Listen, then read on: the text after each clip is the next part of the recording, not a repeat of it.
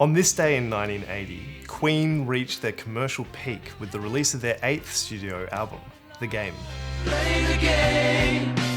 Everybody play the game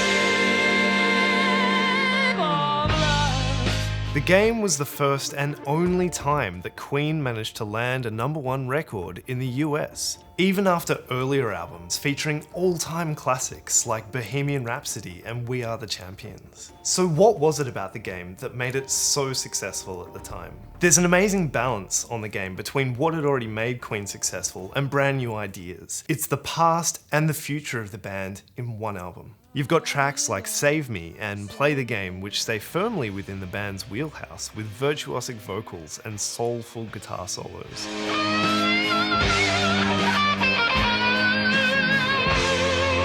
But then The Game was also the band's first album to include a synthesizer, which is so 1980. It's most prominent in Rocket Prime Jive. What do you hear on the radio? Then there's the aggressively bassy Another One Bites the Dust, which is actually very much Queen's take on a disco tune. Bassist John Deacon, who penned the track, had spent time with disco group Chic in the lead up to recording, and it takes inspiration from the funky Good Times riff, which sounds like this.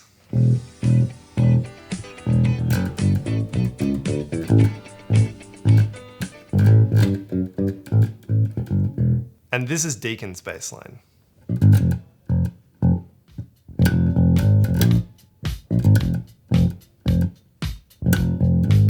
You can definitely hear the shared DNA between the two bass lines. This was the gateway to that super catchy syncopation between the guitar, bass, and drums. Plenty of ways that you can hide a man and bring him to the ground. You can beat him, you can cheat him, you can treat him bad. And of course, Crazy Little Thing Called Love, which is an obvious homage to the 1950s rockabilly era. With a swinging rhythm, it stands out as the most playful track on the album. The early 1980s was an era of pure nostalgia, with everything from Star Wars to Happy Days playing into a pop culture celebration of the 1950s. All of this helped Crazy Little Thing Called Love to become Queen's first #1 single on the US charts, where it stayed for 4 consecutive weeks. The Game was Queen at the height of their creativity, perfectly aligned to time and place. In this album, they're the band for the era of the synthesizer, the guitar solo, disco, and the Fonz. Hey, whoa.